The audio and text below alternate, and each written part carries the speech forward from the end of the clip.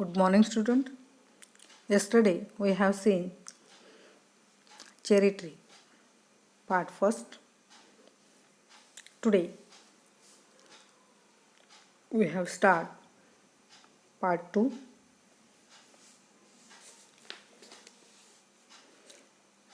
चेरीचं झाड. Ruskin bond यांनी लिहिलेली अतिशय सुंदर कविता आहे. या कवितेमध्ये आपण मागच्या भागामध्ये पाहिलं होतं की कवितेची सुरुवातच 8 वर्षापूर्वी कवीने एक चेरीचं बी गवतात पेरलेलं होतं आणि त्या आठवणीने स्वतःचे एक चेरीचे झाड असावे असे कवीला वाटते. बी पेरल्यानंतर तो एकदा मातीला पाणी घालतो आणि त्याबद्दल विसरूनही जातो. दुर्लक्ष होऊन चेरीचे ते रोपटे रुजते, टिकून राहते. उन्हाळ्याच्या अखेरीला बी पेरलेल्या जागी उंच रानटी गवतामध्ये एवढेसे रोपटे उगवलेले कवीला आढळते. त्याबद्दल कुणाला माहीतही नव्हतं, कुणी त्याची काळजी घेतली नव्हती. तरीही त्या गवतामध्ये लावलेले चेरीचे रोपटे आता 5 महिन्यांचं झालेलं होतं आणि शेळ्यांनी त्याची पानं खाल्लेली होती. गवत कापायच्या कवट्याने रोपट्यावर वार केले होते आणि पावसाळ्यात कीड लागून चेरीचे ते बारीक खोड वाळूनही गेले होते. परंतु next spring I watch 3 new shoots grow the young tree struggle upward thrust its arms in a fresh fierce lust. तरी देखील पुढच्या वसंत ऋतूमध्ये ते रोपटे नुसतेच जिवंत राहिले नव्हते, तर 3 न्यू शॉट्स ग्रो म्हणजे त्याला छोटीशी कोवळी 3 पाने किंवा शॉर्ट्स ग्रो म्हणजे काय की पालवी फुटलेले. शॉर्ट्स ग्रो पालवी फुटलेले कवीला दिसत आहेत. The young tree struggle upward thrust its arms in a fresh air and lust. उंच झेपवणारे ते रोपटे ऊन वारा पावसासाठी असलेले होते आणि जणू काही कोणत्याही परिस्थितीत ते जगण्याची धडपड करत होते.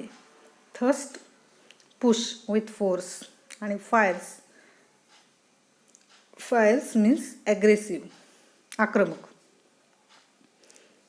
C the page number 67. First line. For light and air and sun I could only wait as one who watched wondering while time and the rain made a miracle from green grove pane.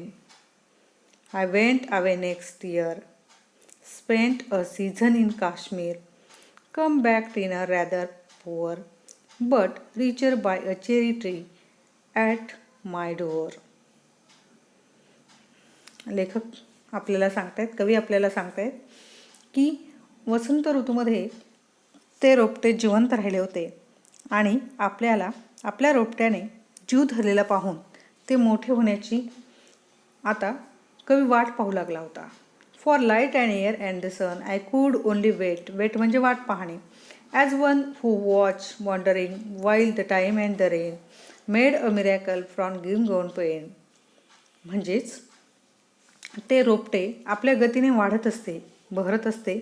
त्यामुळे निसर्गाचे ऋतुचक्र आपली किमया रोपट्यावर करीपर्यंत कवीला वाट पाहावी लागणार असते.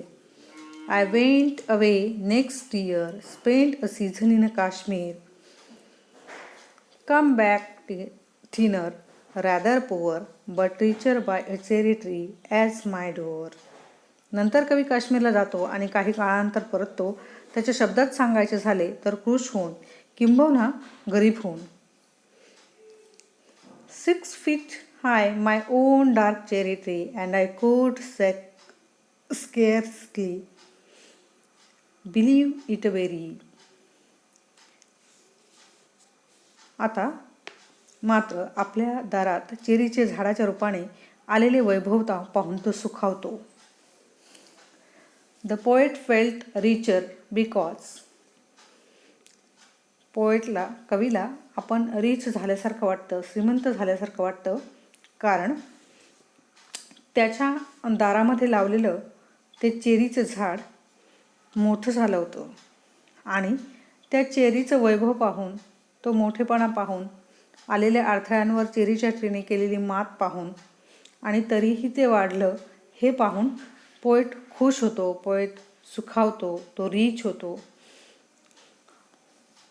refined, jeweled in the sun, hung from a branch just one. And next year there were blossoms small, pink, fragile, quick to fall at the merest breath, the slightest breeze. आता कवीला फार अभिमान वाटतोय, कारण का तर 6 फूट उंच वाढलेल्या आपल्या चेरीच्या झाडाचा कवीला फार अभिमान वाटतो. आणि एका फांदीवर एक इवलीशी पिकलेली लाल चेरी चमकताना, रेड चेरी चमकताना ते दृश्य पाहून कवीला त्याच्या डोळ्यावर विश्वासच बसत नाही. पुढच्या वर्षी चेरीचे झाड छोट्या छोट्या नाजूक गुलाबी मोहराने फुलून जाते आणि ती सुंदर फुले इतकी कोमल असतात की मंद श्वासाने blossom, flowers that blooms on tree. The next year there were blossom small, pink, fragile, quick to fall. पुढच्या वर्षी चेरीचे झाड छोट्या छोट्या नाजूक गुलाबी मोहरानं फुलून जाते. Pink, fragile, quick fall at the merest breath, the sleepiest bees.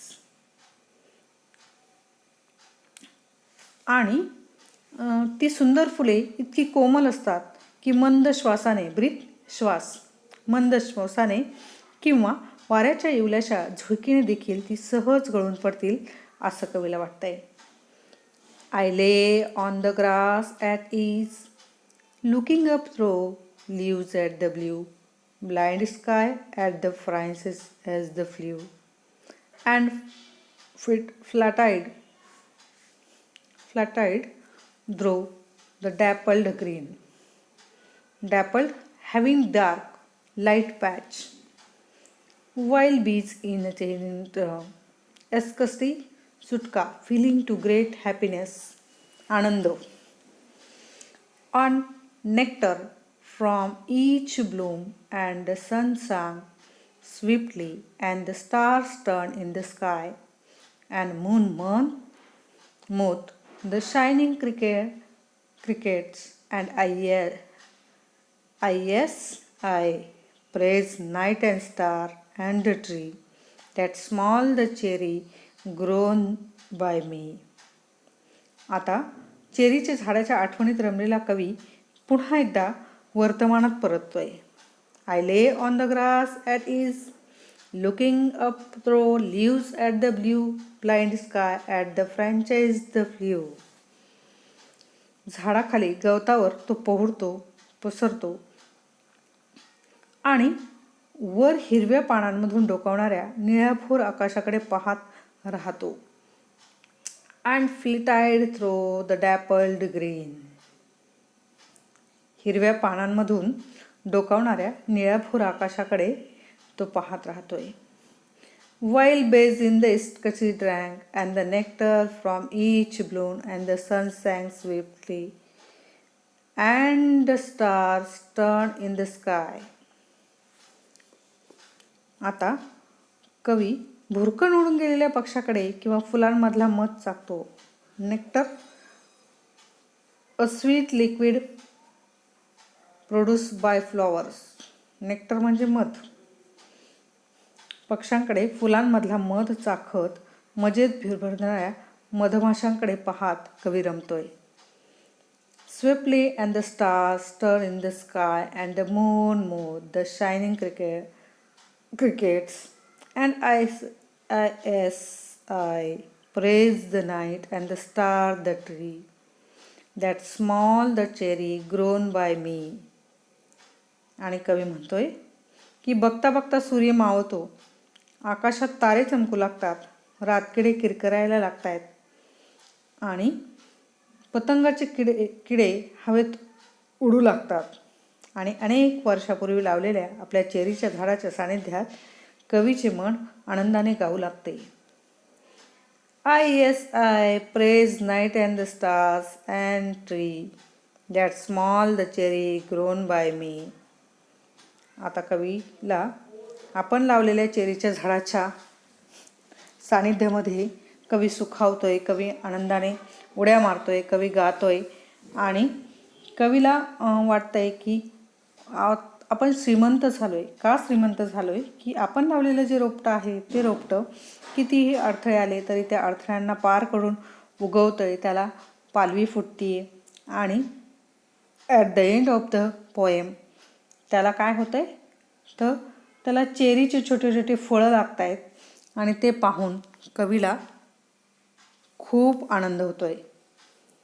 म्हणजेच की जीवनामध्ये आपल्या कितीही अडथळे आले तरीही आपण डगमगायचं नाही, असा खूप छानसा संदेश कवी यातनं रस्किन बॉन्ड आपल्याला देत आहेत.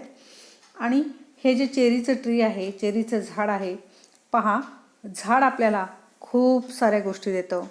पहिली तर जगण्यासाठी ऑक्सिजन देतं. नंबर 2 की झाड आपल्याला सुंदर सावली देतं. नंबर 3 झाड प्रदूषणापासून मानवाला वाचवतो. असे खूप सारे झाडाचे फायदे आहेत, बेनिफिशरी आहेत.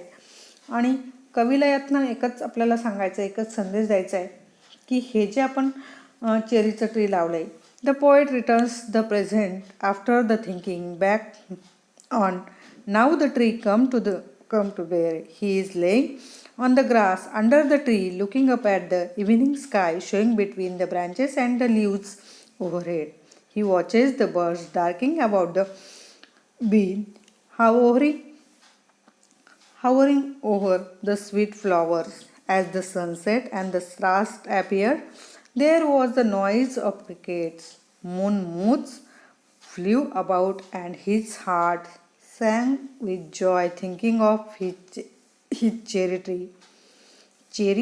tree planted so many years ago. आणि बघता बघता सूर्य मावळतो, आकाशात तारे चमकू लागतात, रातकिडे किरकिरायला लागतात, पतंग हवेत उडवू लागतात आणि अनेक वर्षापूर्वी आपण लावलेल्या चेरीच्या झाडाच्या सानिध्यात कवीचे मन आनंदाने गाऊ लागते.